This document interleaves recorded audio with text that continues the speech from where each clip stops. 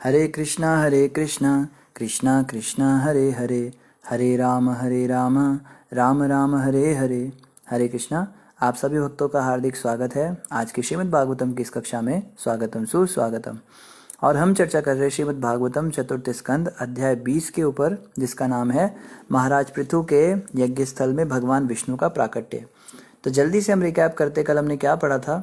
कल हम पढ़ रहे थे कि पृथु महाराज का यज्ञ का घोड़ा जब बार बार इंद्रदेव चुरा कर ले जा रहे थे, तो पृथु महाराज के साथ में जो पुरोहित थे उन्होंने कहा, महाराज आप क्यों चिंता करते हैं, हम इनको ऐसी आहुतियां डालेंगे यज्ञ स्थल में कि आहुति के रूप में इंद्रदेव को ही हम डाल देंगे। तब ब्रह्मा जी प्रकट हुए। ब्रह्मा जी ने पुरोहितों को भी समझाया और महाराज पृथु को भी समझाया कि आप वैर भाव छोड़िए और आपको करना भी क्या है, 100 यज्ञ पूरे करके आपके 99 यज्ञ तो हो ही गए, तो एक रहने दीजिए। आप तो पहले ही मुक्त पुरुष हैं, आप तो भगवान के एक अंश से प्रकट हुए हैं। तो पृथु महाराज ने उनकी बात मान ली और इस प्रकार से उन्होंने इंद्रदेव को क्षमा कर दिया।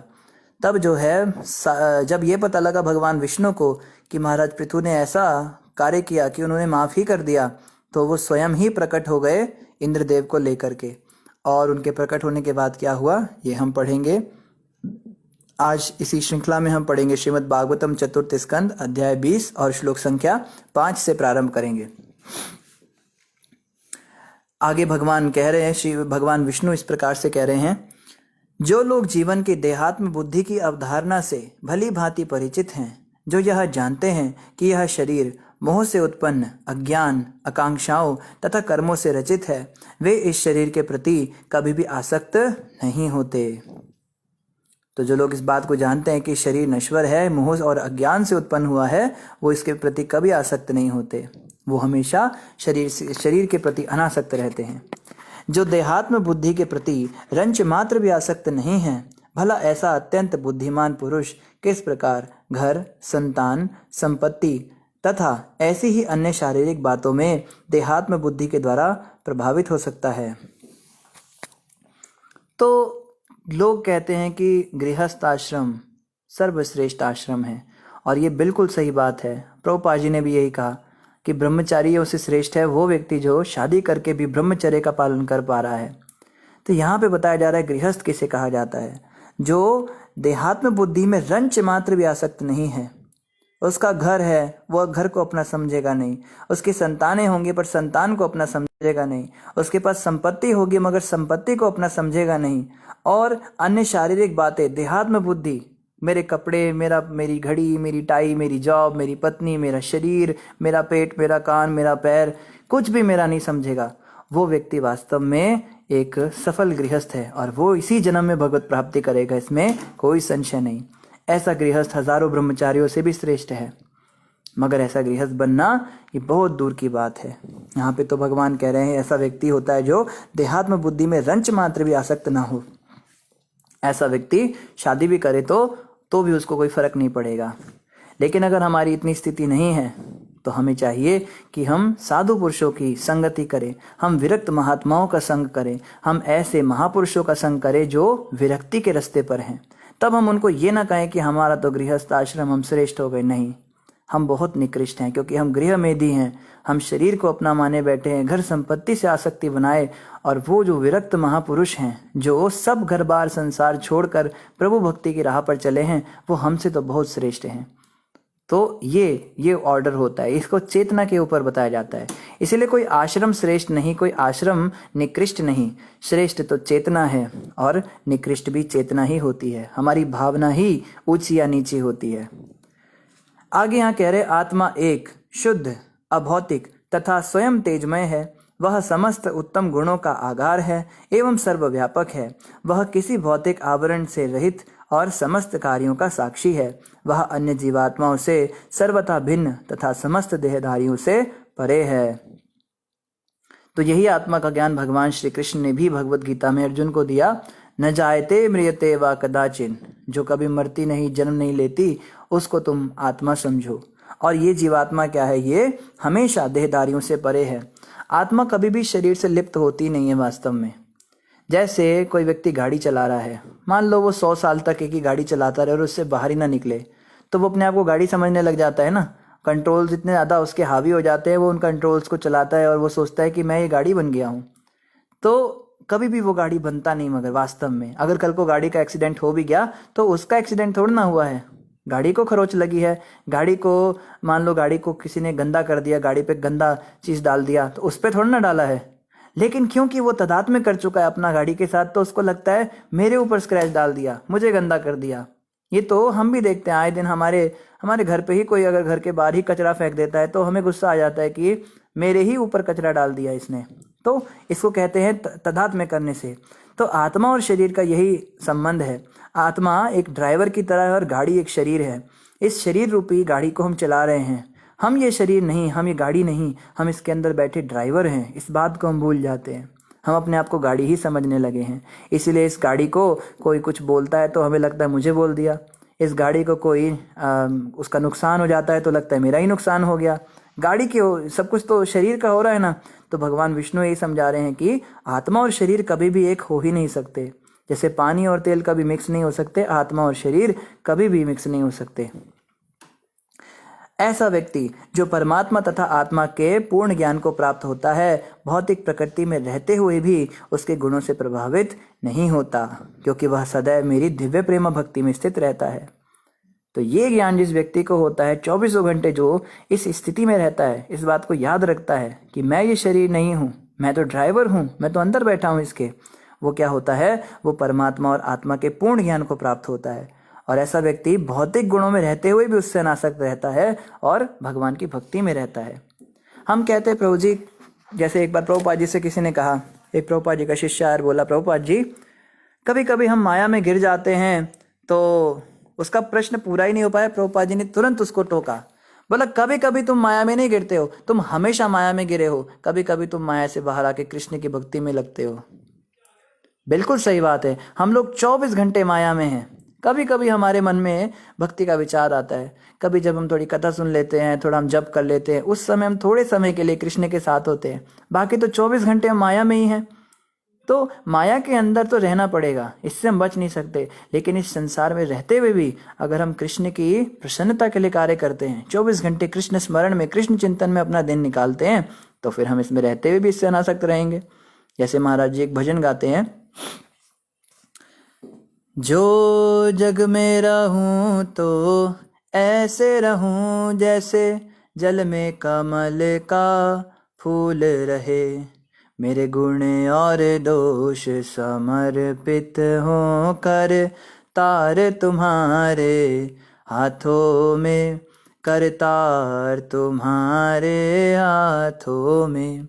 अब सौंप दिया इस जीवन का सब भार तुम्हारे हाथों में, सब भार तुम्हारे हाथों में, है जीत तुम्हारे हाथों में और हार तुम्हारे हाथों में, और हार तुम्हारे हाथों में। कहते जो जग में रहूं तो ऐसे रहूं जैसे जल में कमल का फूल रहे। कमल का फूल जो है वो कीचड़ में रहता है, कीचड़ के अंदर इतनी दुर्गंध आती है, इतनी गंदगी होती है, कीड़े मकोड़े होते हैं, पर उसी के अंदर वो कमल उसमें लिप्त नहीं होता। वो कमल का पुष्प हम जब भगवान विष्णु के चरणों पर चढ़ाते हैं तो वो अपनी ओरिजिनल सुगंध देता है, वो कीचड़ की गंध नहीं देता। इसी प्रकार से इस गंदे संसार में रहते हुए भी मैं अच्छा रह सकता हूँ। कई लोग कहते हैं ना, हम तो प्रभु जी कलयुग के जीव हैं, हम तो घर गृहस्थी वाले हैं, हमारे तो चारों तरफ भक्ति का माहौल ही नहीं। प्रभु जी हमारा परिवार तो इतना बेकार है, हमारी पत्नी भक्ति नहीं करती, हमारा पति भक्ति नहीं करता, हमारे माँ बाप हमें साथ नहीं देते। अरे ये सब चीज़ें तो शरीर के स्तर की है ना, भक्ति तो आत्मा के स्तर की बात है। तो आत्मा के स्तर की जो बात है उसमें शरीर के स्तर के फैक्टर्स कैसे काम कर रहे हैं भला? कोई कहे कि गाड़ी के ऊपर नीला पेंट है ना प्रभु जी, इसीलिए मैं पीली शर्ट नहीं पहन सकता। अरे तुम गाड़ी थोड़ी ना हो, शरीर ही तो अभक्तों के बीच में है, आत्मा तो कृष्ण के साथ रह सकती है ना। तो अगर हमारा भाव और चिंतन भगवान के प्रेम भक्ति में रहता है, दिन भर हम भगवान के चरणों का स्मरण करते हैं, तो हमें ये सब चीज़ें प्रभावित नहीं करती। एक बार नारद जी ने आके भगवान विष्णु से कहा, ये एक दंत कथा है, ऐसा हुआ या नहीं हुआ हम जानते नहीं, बट हमने कथा सुनी है, तो हमारे स्कूल में ये सुनाई गई थी नारद जी ने आके कहा, प्रभु सृष्टि में देखो ऐसा बड़ा हाहाकार है, ऐसा हो रहा है, वैसा हो रहा है। जैसे हम भी कहते हैं ना कि देखो प्रभु जी हमारे घर के आसपास ऐसा माहौल है, वो देखो वो भक्त ऐसा है, वो भक्ति भी करता है, साथ में गंदे काम भी करता है, उस माता ने ऐसा कर दिया, उस प्रभु ने ऐसा कर दिया, उसने सेवा नहीं करने दी, उसने वो कर दिया, उसने मेरे कपड़े पहन लिए, उसने मेरा प्रसाद चुरा लिया, उसने मेरे घर वालों को फ़ोन कर दिया, उसने मुझे प्रोग्राम में नहीं आने दिया। बहुत सारी हमको ये सब चीज़ें देखने को मिलती हैं और होता भी है। भक्तों में दोष दिखते ही दिखते हैं, साधु निंदा होती ही होती है हमसे। तो ऐसे ही नारद जी भगवान विष्णु के पास आके थोड़ी सी निंदा चुगली करने लगे कि ऐसा हो रहा है, वैसा हो रहा है। तब भगवान विष्णु कहते हैं, नारद जी आप ऐसा कीजिए, आप जो हैं एक तेल का भरा हुआ ये दिया ले जाइए प्रज्वलित करके, और इसकी यात्रा करके आइए, इसको ले जाकर आपको इस जगह पे यात्रा करके आनी है। तो अब दे दिया। अब तेल का जो दिया था वो इतना ज़्यादा तेल से भर दिया कि हल्का सा भी अगर नारद जी हिल गए तो वो सीधा तेल जो है जमीन पे गिरना था। भगवान विष्णु ने कहा, नारद जी एक शर्त है मेरी कि तेल का एक बूंद भी छलकना नहीं चाहिए, दिए से नीचे गिरना नहीं चाहिए। तो नारद जी बहुत संभल संभल के जा रहे हैं, तेल पे ही ध्यान दे रहे हैं, देख रहे हैं उसको, और बार बार गिरते गिरते बच रहा है, संभल रहा है, जैसे तैसे करके पूरी परिक्रमा करके आ गए और भगवान के चरणों में रख दिया। तो भगवान विष्णु पूछते हैं, नारद जी अब ये बताइए आपने यात्रा में क्या क्या देखा, क्या क्या आपको दिखाई दिया। नारद जी कहते, प्रभु यात्रा में तो मैं कुछ देख ही नहीं पाया, सारा ध्यान तो मेरा तेल पे था, हल्का सा भी ध्यान मेरा इधर उधर होता है तो तेल गिर जाना था। कहते बस इसी प्रकार से जो भक्त होता है उसका ध्यान तो भक्ति पे होता है, उसका ध्यान तो इस बात पे होता है कैसे मेरा उद्धार हो, कैसे मैं भक्ति में आगे बढ़ूं। उसको सोचने की फुर्सत ही कहाँ होती है कि संसार में क्या हो रहा है। जो व्यक्ति इधर उधर देख रहा है इसका मतलब वो अपना तेल गिरा रहा है, अपना भक्ति का नाश कर रहा है। जब भी हम किसी की निंदा करते हैं, किसी के अंदर दोष देखते हैं, किसी को देख के हंसते हैं, तो उसके दुर्गुण हम में आ जाते हैं। एक छोटी सी कथा और मैं आपको बताता हूँ, गुरु महाराज ने सुनाई थी। एक बार क्या हुआ, एक राजा था, बहुत दानी राजा था, उसका बहुत नाम हो गया पूरे राज्य में, साधुओं की बड़ी सेवा करता था। तो दूर दूर से साधु आते थे और वो अपनी सेवा पानी लेकर जाते थे। तो एक बार दो साधु उस राजा के दरबार में आए। तो राजा ने देखा साधु संत आए हैं, इनकी अच्छे से सेवा होनी चाहिए। उन्होंने अपने रसोइया को बोला, देखो साधु आए हैं, इनके लिए एकदम शुद्ध रीति से वैष्णव भोजन बनाना और भगवान को भोग लगाकर इन्हें खिलाना।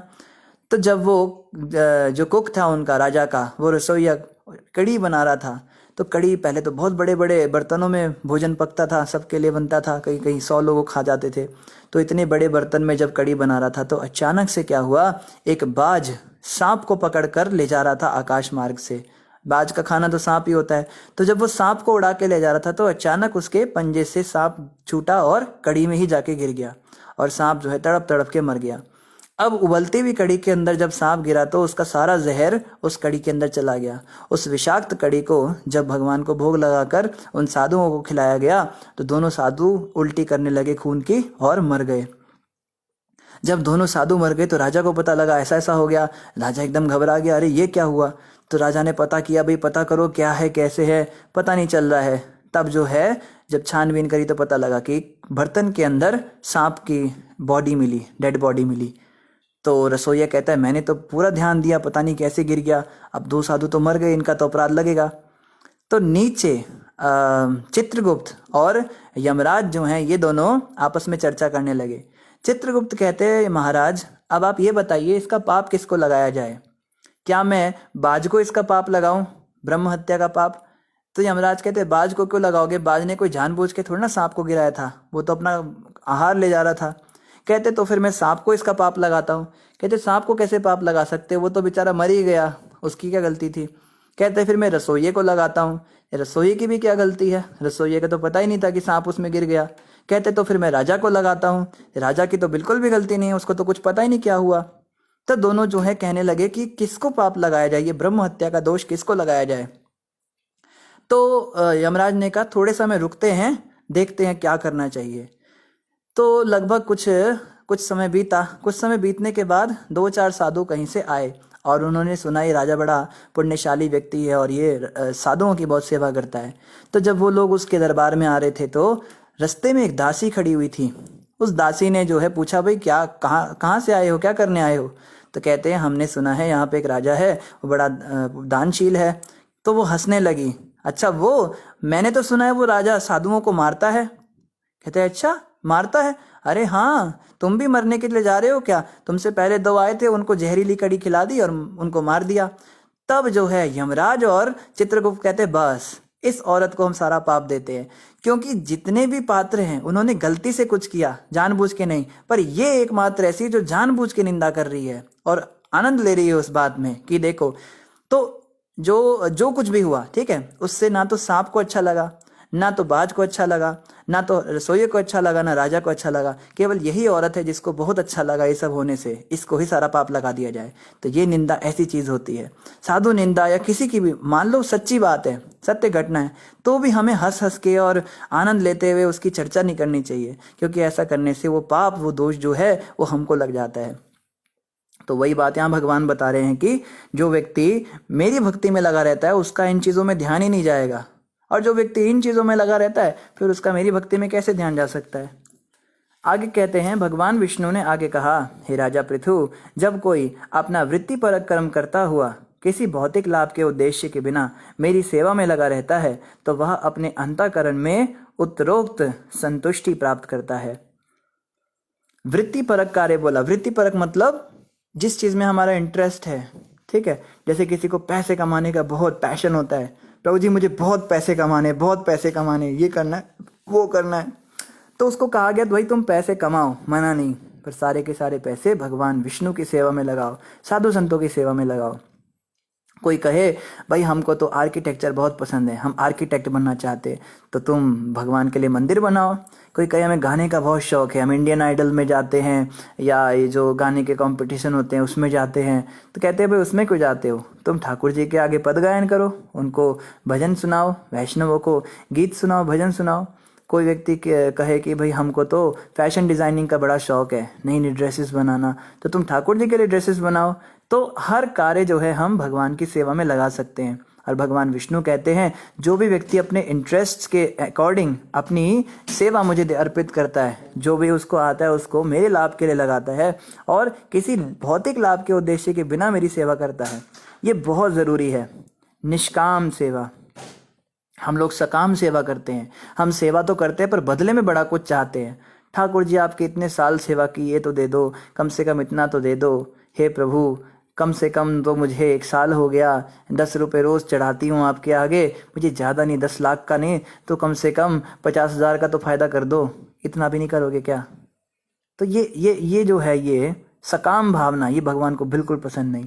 भगवान विष्णु कहते हैं निष्काम होना चाहिए, मैं भक्ति तो करूं पर बदले में कुछ इच्छा ना रखूं। ऐसा भक्त जो होता है वह अपने अंतःकरण में उत्तरोक्त संतुष्टि प्राप्त करता है, वही व्यक्ति संतुष्टि का अनुभव करेगा। कई भक्त कहते हैं प्रभु जी हम भक्ति कर रहे हैं, हमें इतना समय हो गया नाम जप करते हुए, हमें इतना समय हो गया मंगल आरती उठते हुए, हमने दीक्षा भी ले ली, हमने ये भी कर लिया, वो भी कर लिया, तीर्थ यात्रा भी कर ली, पर शांति का अनुभव नहीं हो रहा, मन में संतुष्टि नहीं आ रही, ऐसा नहीं लगता कि कुछ अच्छा नहीं लगता, सब क्लेश ही क्लेश हो रहा है, मन एकदम अशांत है, मन बड़ा चंचल है। कारण मैं अभी तक निष्काम नहीं बन पाया, मैं सकाम ही रह गया। मैंने अभी तक इंद्रियों के तर्पण करना अपने जीवन का उद्देश्य बना रखा है। मैं भगवान की भक्ति भी करता हूं तो उसके भी बदले में मुझे बहुत कुछ चाहिए। तो जब तक निष्कामता नहीं आती तब तक तो भाई भगवान नहीं मिलने वाले, संतुष्टि भी नहीं मिलने वाली, भगवान तो बहुत दूर की बात रहे। कहा है ना, भुक्ति मुक्ति सिद्धि कामी सकली अशांत, कृष्ण भक्त निष्काम अतएव शांत। जो भुक्ति भोग करता है, जो मुक्ति चाहता है, जो है कामी है, भुक्ति मुक्ति सिद्धि काम है, जो सिद्धि चाहता है, जो काम वासनाएं पूरी करता है, सकली अशांत, यह हमेशा अशांत रहते हैं। जो कुछ भी चाहता है ना वो अशांत है, आशा ही दुख का कारण है। जब तक मैं कुछ भी चाहता हूँ कि ये हो जाए वो हो जाए, कम से कम सर्दी लग रही कुछ कपड़ा मिल जाए, मेरा घर थोड़ा और बड़ा हो जाए, मेरे बच्चों की शादी हो जाए, उसकी जॉब लग जाए, मेरी जॉब में थोड़े पैसे मिल जाए, मेरा घर सेट हो जाए, मेरे ये हो जाए वो हो जाए, कुछ भी थोड़ी सी भी इच्छा, तब तक हम अशांत रहेंगे। लेकिन कृष्ण भक्त तो वो होता है जो निष्काम है, वो शांत रहता है, उसे कुछ चाहिए ही नहीं। हम तो भाई ठाकुर जी की भक्ति कर रहे हैं, मर भी गए तो क्या करेंगे, मरने के बाद भगवान के पास चले जाएंगे, वहां जाके भी सेवा ही करेंगे, यहाँ भी सेवा ही कर रहे हैं, उसके लिए मरने जीने में भी अंतर नहीं है। तो ऐसा जो भक्त होता है वो हमेशा शांत रहता है। जब हृदय समस्त भौतिक कल्मशों से शुद्ध हो जाता है तो भक्त का मन विशद तथा पारदर्शी हो जाता है और वह वस्तुओं को समान रूप में देख सकता है। जीवन की इस अवस्था में शांति मिलती है और मनुष्य मेरे समान पद के सच्चिदानंद विग्रह रूप में स्थित हो जाता है। तो भगवान कह रहे हैं भौतिक कल्मशों से वो व्यक्ति शुद्ध हो जाता है, तब क्या होता है, पारदर्शी हो जाता है और सबको समान रूप से देख पाता है। हमारे अंदर ये सब गुण क्यों नहीं आ रहे हैं? हम कहते हैं हम भक्ति कर रहे हैं, पर हमारे अंदर ये गुण विकसित नहीं हो रहे।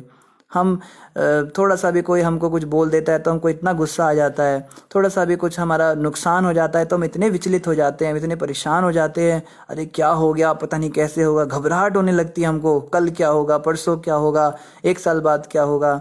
ये सब क्यों है हमारे अंदर? क्यों हम अभय नहीं हुए अब तक? हम निडर क्यों नहीं हो पाए? क्योंकि हमारा समर्पण नहीं हुआ भगवान के चरणों में।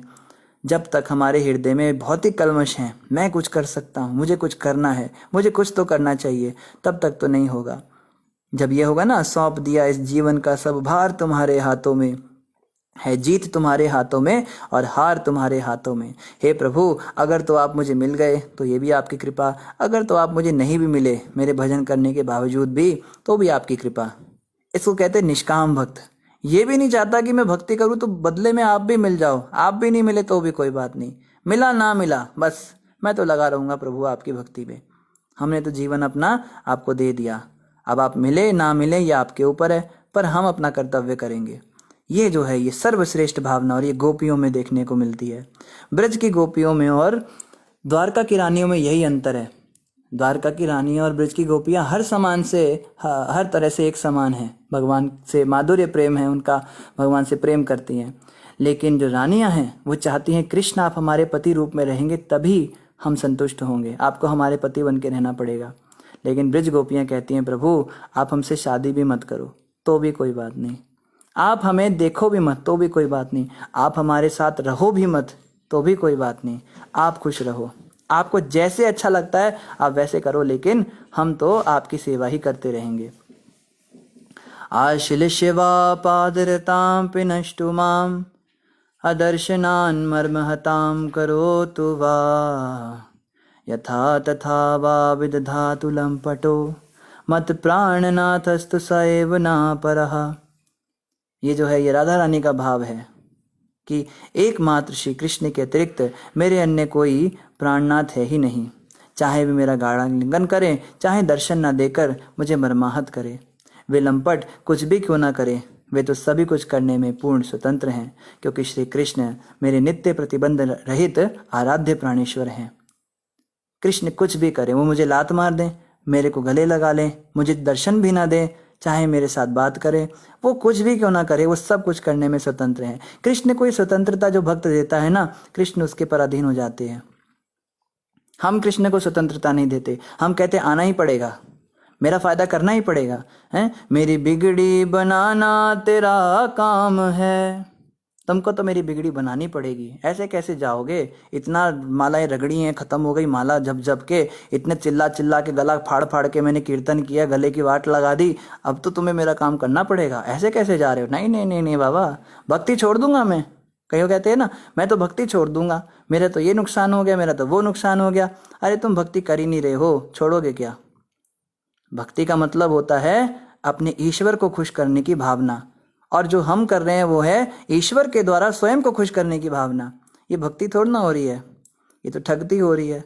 तो वास्तविक भक्ति है निष्काम भक्ति। निष्काम भक्ति के स्तर तक हमें उठना है धीरे धीरे, एकदम नहीं होगा, धीरे धीरे उठना है। आगे कह रहे जो कोई भी यह जानता है कि 5 तत्वों कर्मेंद्रियों, ज्ञानेंद्रियों तथा मन से निर्मित यह शरीर केवल स्थिर आत्मा द्वारा संचालित होता है, वह भौतिक बंधन से मुक्त होने के योग्य है। तो क्वालिफिकेशन क्या है संसार से मुक्त होने की? क्या हमारे अंदर योग्यता है मुक्त होने की? हम कहते तो हैं कि हमें जन्म मृत्यु के चक्कर से मुक्ति चाहिए, पर इसकी योग्यता क्या है, क्वालिफिकेशन क्या है? तो कह रहे इसकी क्वालिफिकेशन ये है कि आप बस इतना मान लो कि ये शरीर आत्मा के द्वारा संचालित होता है, आत्मा इस शरीर को चला रही है, ये शरीर आत्मा नहीं, मैं ये शरीर नहीं हूँ, शरीर के अंदर मैं हूँ और मैं इस शरीर को चला रहा हूँ। ये शरीर एक रथ है, एक गाड़ी है और मैं इसका ड्राइवर हूँ, मैं इसका रथी हूँ, मैं इसको चलाने वाला हूँ। अगर ये बात कोई थियोरेटिकली भी समझ जाए ना तो भी कहते हैं कि वो मुक्ति पाने का एक अच्छा कैंडिडेट है, उसके पास योग्यता है। मुक्ति मिले ना मिले अलग बात है, कम से कम योग्यता तो आ जाएगी। इस बात को हमें समझना है। भगवान विष्णु ने राजा पृथु से आगे कहा, हे राजन, तीनों गुणों की अन्योन्य क्रिया से ही यह भौतिक जगत निरंतर परिवर्तनशील है। यह शरीर 5 तत्वों, इंद्रियों के नियामक देवताओं तथा आत्मा द्वारा विक्षुब्ध किए जाने वाले मन से मिलकर बना है। क्योंकि आत्मा इन स्थूल तथा सूक्ष्म तत्वों के इस मेल से सर्वथा भिन्न है, अतः मेरा भक्त जो मित्रता तथा प्रेम के द्वारा मुझसे दृढ़ता पूर्वक बंधा है, यह भली भांति जानते हुए कभी भी भौतिक सुख या दुख से विचलित नहीं होता। तो भगवान ये तत्व ज्ञान दे रहे हैं पृथु महाराज को, क्योंकि पृथु महाराज ने अभी अभी एक युद्ध किया, लड़ाई की थी ना इंद्र से। मेरा घोड़ा ले गया, अरे देखो कितना बदमाश है, अभी घोड़ा वापस लाए, फिर उठा के ले गया, कैसा आदमी है ये, दोबारा से घोड़ा ले गया, फिर से ले गया, अभी इसको जान से मार देते हैं। इस प्रकार की बातें सोच रहे थे। हम लोग भी ऐसा करते हैं। वो मेरी माला ले गया, वो मेरा रोटी ले गया, उस भक्त ने मेरे को गाली दे दिया, उसने मुझे माला नहीं पहनने दी, वो मेरा कीर्तन का टाइम था, मेरी जगह वो कीर्तन पे बैठ गया। इस तरह से छोटी छोटी बातों के लिए इंटरनेट पे लड़ाई होती है। मैंने ग्रुप के अंदर उसको डाला, उसने ग्रुप लेफ्ट कर दिया, उसको बड़ा अहंकार आ गया अपने ऊपर। हमने डिसाइड किया था कि इतने बजे से इतने बजे हम वो करेंगे, मीटिंग करेंगे, वो आया नहीं, उसमें वो आई नहीं, उसने मुझे देखा नहीं, उसने मुझसे मेरे कमेंट के ऊपर रिप्लाई नहीं दिया, उसको बहुत वो हो गया। इंटरनेट पे लड़ाई करते हैं भक्त लोग। तो जो झगड़ा करने वाले भक्त होते हैं उनके लिए ज्ञान भगवान दे रहे हैं कि भाई आत्मा और शरीर से बाहर निकलो, इन चीज़ों को समझो। झगड़ा तो शरीर के स्तर पे हो रहा है, शरीर तुम थोड़ी ना हो, तुम तो आत्मा हो। तुम तो भजन करने आए थे, तुम तो भक्ति करने आए थे, तुम तो ये सोच कर आए थे कि इस भक्ति मार्ग में जुड़ने के बाद हम भगवान की भक्ति करेंगे और भगवत धाम जाएंगे। ये कहाँ उलझ गए तुम? कहाँ तुम ये ग्रुप का एडमिन बनने में और ये सब करने में कहाँ फंस गए? अरे इन सबको छोड़ो, अब भक्ति में लग जाओ। ये भगवान विष्णु समझा रहे हमको। हे वीर राजा, स्वयं संभाव रखते हुए अपने से उत्तम, मध्यम तथा निम्न स्तर के लोगों पर समानता का व्यवहार करो। क्षणिक सुख या दुख से विचलित ना हो। दुख और सुख जो हैं ये तो क्षणिक हैं, आते और जाते रहेंगे, इससे तुम विचलित मत हो। कुछ ना कुछ तो लगा रहेगा इस संसार के अंदर। संभाव रखो, सबको तुम अपने जैसा समझो। जैसे कहा ना चाणक्य पंडित ने, आत्मवत् सर्वभूतेषु, सब लोगों को अपने जैसा समझना चाहिए। भाई अगर मुझे कोई व्यक्ति ऐसी बात बोले तो मुझे कितना बुरा लगेगा, तो फिर मैं किसी दूसरे से भी ऐसी बात क्यों करूं? ये सोच के हमें उससे ऐसी बात नहीं बोलनी। बहुत सिंपल है। अगर कोई चाहता है ना कि मैं प्रभु जी मैं चाहता हूँ किसी को दुखी ना दूं, किसी का दिल ना दुखाऊं, पर पता नहीं मुझसे क्यों ऐसा हो जाता है। बहुत ही सिंपल है। अगर आप सच में चाहते हैं हृदय से कि आप किसी का दिल ना दुखाएं, क्योंकि सबके हृदय में भगवान बैठे हैं, तो बस इतना करना है। जो भी उसके साथ व्यवहार करने जा रहे हो जरा सोचो पहले कि जो मैं करने जा रहा हूँ अगर ये वो मेरे साथ करे तो मुझे कैसा लगेगा। अभी जैसे कल की ही बात है, कल की ये पता नहीं शायद आज सुबह की बात है। सुबह सुबह जो है 2 भक्त किचन में प्रसाद बना रहे थे, तो हमने क्या किया, हमारा मन हुआ जब हम खीर खाते हैं तो दोने में खीर ली और खीर खाने लगे सुबह सुबह। तो वो दोनों तो प्रसाद बना रहे थे, वो तो खा नहीं सकते, उनके सामने बैठ के हम खीर खाने लगे। तो थोड़ी देर में हमें इतनी ग्लानि हुई कि देखो हम इनके सामने बैठ के खीर खा रहे हैं तो इनको कैसा लग रहा होगा कि खुद खा रहे हैं, हम तो खा ही नहीं सकते, हमें दिखा दिखा के। तो हमने सोचा कि हमारे साथ ऐसा करता, हम चपाती बना रहे होते और ये हमारे सामने बैठ के आनंद ले ले के और चिड़ा चिड़ा के प्रसाद खा रहे होते, हमें कितना बुरा लगता। तुरंत जो है हम वहाँ से उठ के चले गए। तो ये भावना आती नहीं हमारे अंदर, इसको कहते हैं सेंसिटिव होना।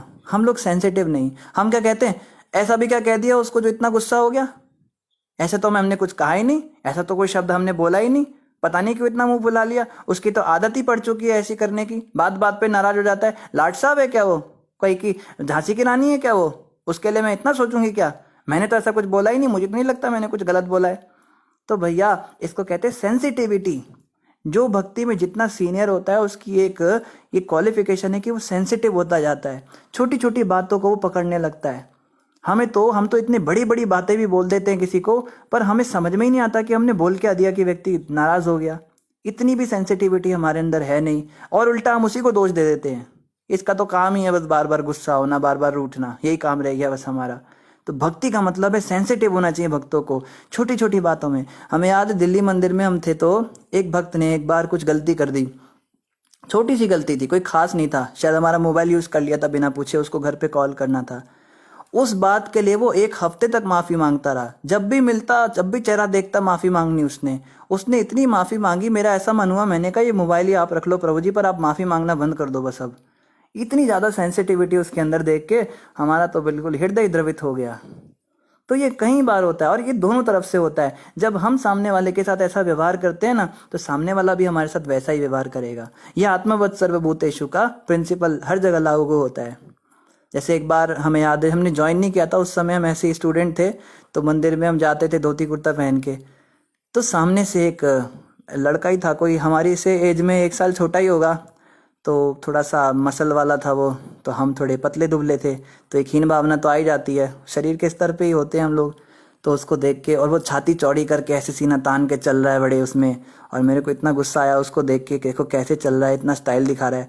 मैं भी उसके सामने छाती और चौड़ी तान के और सामने आके उसको बोलने लगा।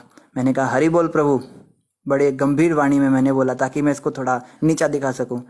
तुरंत जैसे ही मैंने हरि बोल बोला, उसकी छाती एकदम नीचे चली गई, सिर झुका के और हाथ जोड़ के मेरे सामने एकदम विनम्रता के साथ कहता है, यस प्रभु जी बताइए क्या सेवा करूं आपकी। और मुझे इतनी शर्म आई अपने ऊपर, इतनी शर्म आई, मैं तुरंत उससे भी ज्यादा नीचे झुक के मैंने सीधा उसको प्रणाम कर दिया, क्योंकि मन से अपराध तो हो गया था ना।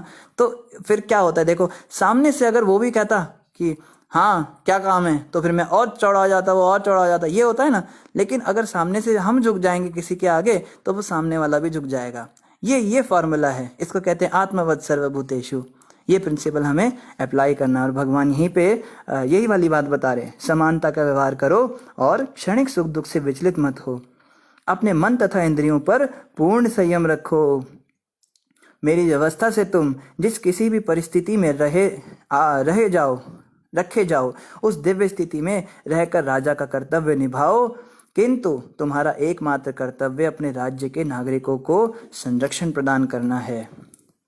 तो भगवान विष्णु कह रहे हैं, मैं जैसी भी स्थिति में तुम्हें रखूं, उस स्थिति में तुम खुश रहो, उसमें ही मेरी सेवा करो।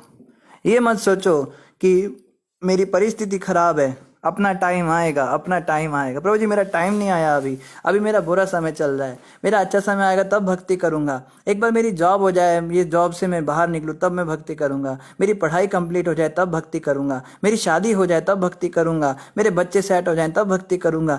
अच्छा समय कभी नहीं आएगा।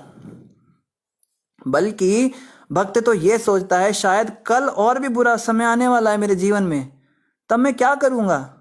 आज मेरे पास इतनी अनुकूलता है भक्ति करने के लिए, शरीर स्वस्थ है, माता पिता है, शरीर मनुष्य जन्म में मैं हूँ, सबसे बड़ी बात भारत भूमि पे मेरा जन्म हुआ है, मेरे पास मोबाइल है, उसमें इंटरनेट है, कथा सुन रहा हूँ, सब कुछ है मेरे पास, हाथ हैं, उंगलियां हैं, माला कर रहा हूँ। कल को अगर ये सब मेरे से छूट गया तो क्या होगा। कल को अगर मृत्यु हो गई, कुत्ते बिल्ली का जन्म हो गया, तो कैसे भजन होगा भैया। या फिर कल कोई बहुत बड़ी समस्या आ गई, कुछ पता है क्या, परिवार में कभी भी कुछ हो सकता है, किसी की मृत्यु हो सकती है, कोई चोरी हो सकती है, कोई जिम्मेदारी अचानक से हमारे सिर पे आ सकती है, कुछ भी हो सकता है, हमारे शरीर पे कुछ भी आघात हो सकता है, कुछ भी हो सकता है। हमें कुछ पता थोड़ी ना हमारे कर्म कैसे रहे हैं, पिछले जन्म का कोई भी कर्म कभी भी सामने आ सकता है। तो कल को अगर ये भी मेरे हाथ से चला गया जो मेरे पास आज है, तो मैं कैसे भक्ति करूंगा। ये सोच के भक्त तो और ज्यादा गंभीर हो जाता है कि कल के भरोसे नहीं हूं भैया, मैं तो आज ही करूंगा, जो करूंगा आज मेरे हाथ में है, कल मेरे हाथ में है नहीं। आज मुझे भजन करना है भाई, भक्ति करनी है, भगवान में मन को लगाना है। हर दिन जब हम जीवन का जीते हैं तो यही सोचना चाहिए, आज का दिन है बस मेरे पास, मुझे आज का दिन पूरी तरह भगवान को समर्पित करना है। कितनी सेवा कर सकता हूँ मैं गोविंद की, इंद्रियों की सेवा तो मैंने हर योनि में की है, इस जीवन में तो कृष्ण की सेवा करनी है, गोविंद की सेवा करनी है। श्री पाताएंद्र प्रभु का एक कोट था, मैं पढ़ रहा था, वो कहते हैं जब हम करते हैं ना, वो ऐसा बताते हैं, जब करते समय हमें यही सोचना चाहिए, आज मेरे जीवन का आखिरी दिन है, कल मैं जप नहीं कर पाऊंगा, कल मेरा मृत्यु होने वाली, कल ये सोच के जप करना चाहिए। उसमें भी जो लास्ट माला होती है, 16वीं माला जो हम करते हैं, उसको तो ऐसे करना चाहिए, बस ये आखिरी मौका मेरे पास, ये आखिरी माला है, इसके बाद माला नहीं होने वाली। उसमें भी जो आखिरी महामंत्र होता है, उसमें तो हमें इतना करुण क्रंदन करना चाहिए, उसमें भी जो आखिरी हरे शब्द होता है, वो तो इतना तीव्र भाव से निकलना चाहिए कि बस ये आखिरी मौका है मेरे पास। और हम कैसे जप करते हैं, आखिरी माला करते करते तो रात के 12 बज जाते हैं, वो तो नींद में होती है माला। और जो हरे होता है वो तो पता नहीं कभी मुंह से निकलता है कभी नहीं निकलता है, वो तो पता ही नहीं चलता। और अगर दिन में माला हो जाए तो बस वो दिन तो सबसे अच्छा होता है। 16 माला हो गई, मेरा टेंशन छूटा, गले की फांस निकली, जब थैली फेंक देते हैं एक तरफ और बड़े खुश होके घूमते हैं, हा हा हा, आज बहुत खुश हैं प्रभु जी, क्या हुआ, आज मेरी 16 माला हो गई, जान छूटी मेरी। तो हम तो जब ऐसे करते हैं कि एक गले का जंजाल बन चुका है ये, है ना। गुरु जी ने मुझे गले में एक फंदा डाल के दे दिया, ये करना ही पड़ेगा। लेकिन इंद्र प्रभु कहते हैं ये भाव होना चाहिए जब करते समय, कल का दिन बहुत बुरा होने वाला। तो ये कभी नहीं सोचना चाहिए भक्तों को कि आज नहीं होगा प्रभु जी, बस थोड़ा समय रुक जाइए, जब करेंगे करेंगे, कभी तो समय आएगा, कभी तो समय आएगा, कुछ नहीं पता कल का समय और बुरा हो सकता है, आज लग जाओ। जैसे एक माता जी हैं, वो बता रही थी कि उनकी माँ ने जप करना शुरू किया नया नया अभी, लेकिन वो कभी कभी जप करती है। तो हमने कहा कभी कभी जप क्यों करती है भैया, अंत समय कभी भी आ सकता है। यमराज के दूत जब आ जाएंगे, गले के ऊपर बैठ जाएंगे आके और गला दबाने लगेंगे, तब घबराहट होगी, हाय मैंने तो भजन किया ही नहीं। उस दिन को याद रखो। हमारे गुरुदेव कहते हैं, दो बातन को भूल मत, जो चाहत कल्याण, नारायण एक मौत को, दूजे श्री भगवान। अगर कोई व्यक्ति अपना कल्याण चाहता है तो दो चीज़ों को कभी ना भूले, एक तो मौत को और दूसरे श्री भगवान। मौत को हमेशा याद रखो, मौत कभी भी आ सकती है, आज रात भी आ सकती है, इस साल भी आ सकती है, इस महीने भी आ सकती है, इस हफ्ते भी आ सकती है, कुछ नहीं पता, मृत्यु कभी भी आ सकती है। और जिनकी उम्र ज़्यादा हो गई, जो 50 को क्रॉस कर गए, उन्हें तो और ज़्यादा डरना चाहिए, उनके तो और ज़्यादा चांसेस है, मृत्यु कभी भी आ सकती है। ऐसी घबराहट होते हुए कैसे भजन नहीं होता भाई, मन कैसे लग जाता है इधर उधर की बातों में, फिजूल की चर्चाएं करने में, टीवी देखने में मन लग कैसे जाता है। मृत्यु का चिंतन नहीं होता ना, और मृत्यु तो आएगी, अगर आप चिंतन नहीं भी करो तब भी अचानक से आएगी, इसलिए सदैव मृत्यु का चिंतन करना चाहिए। और दूसरे श्री भगवान, भगवान का चिंतन करना चाहिए कि अंत समय पे मुझे केवल गोविंद बचाएंगे, भगवान ही बचा सकते हैं, भगवान का चिंतन भी साथ साथ होना चाहिए। आगे कह रहे, राजा का निर्दिष्ट धर्म यह है कि वह राज्य के सारे नागरिकों को सुरक्षा प्रदान करे। ऐसा करने से राजा को अगले जन्म में प्रजा के पुण्यों का 6वां भाग प्राप्त होता है।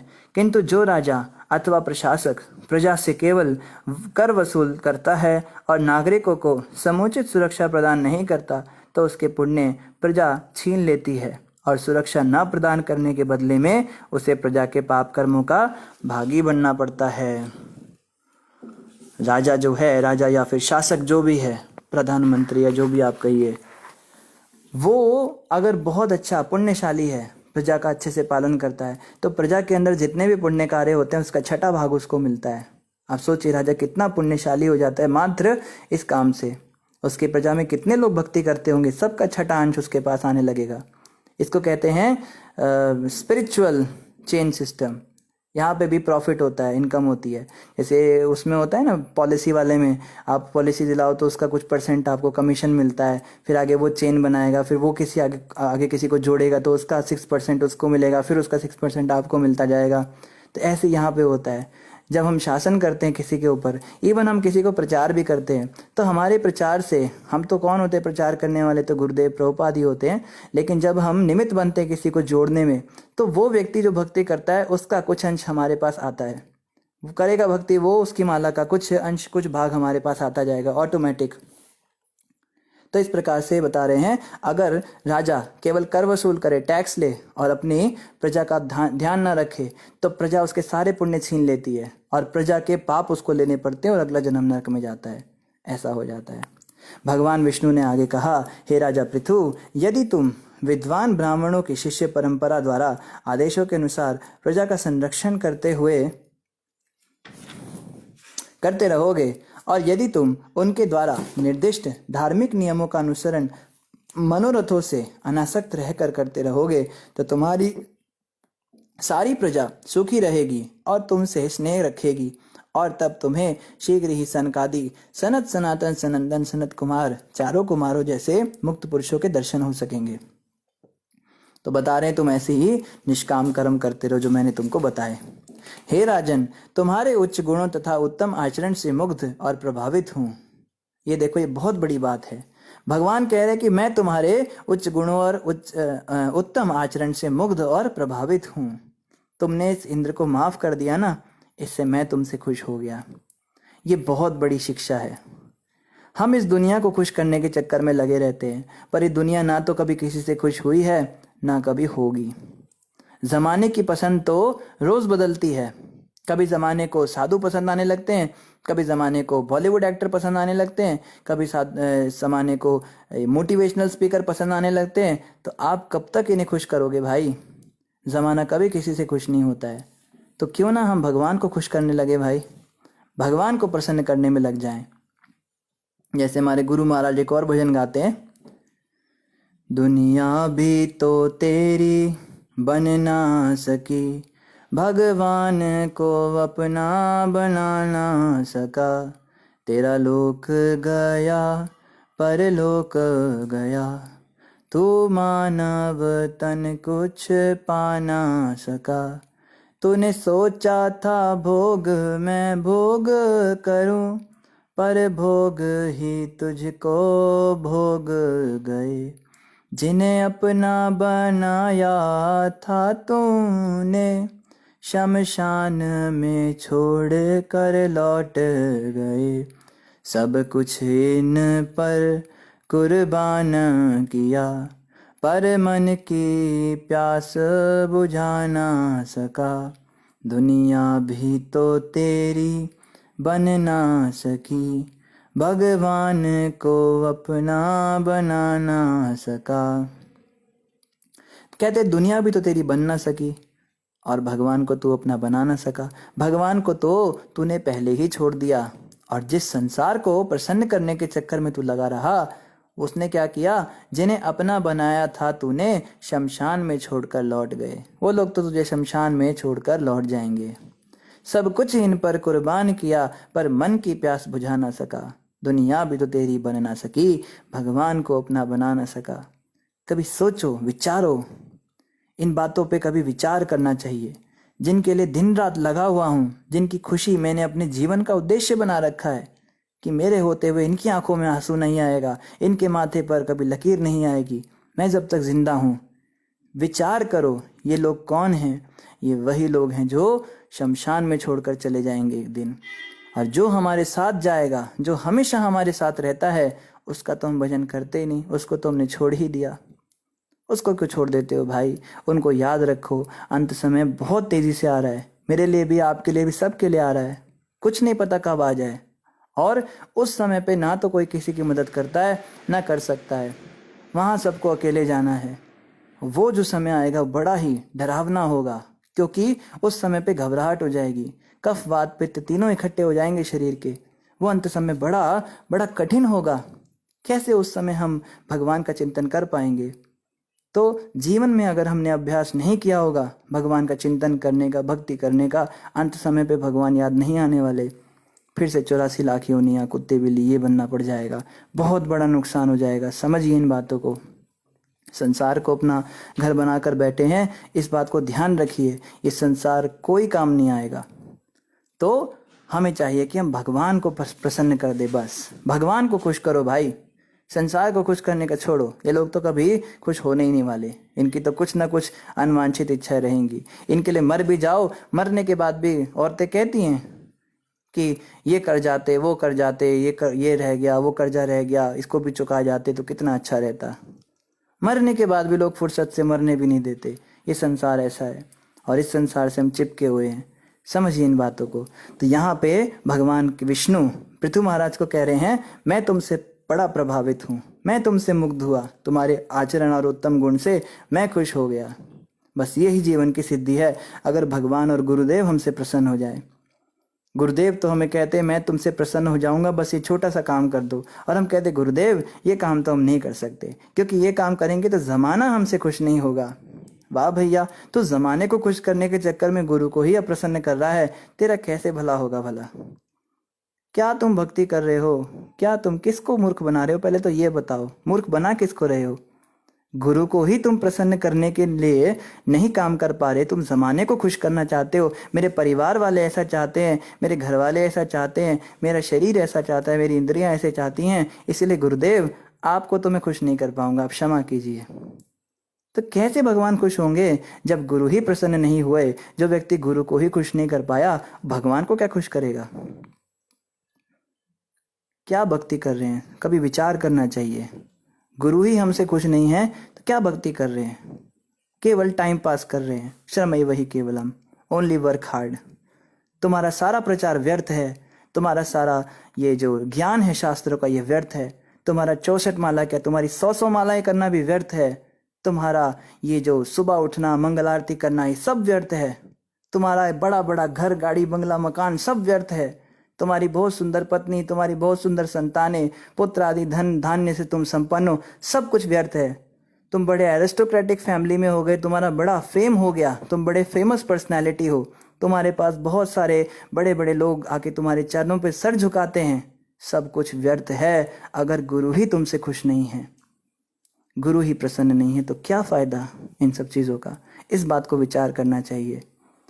भगवान से पहले गुरु को समर्पण होता है।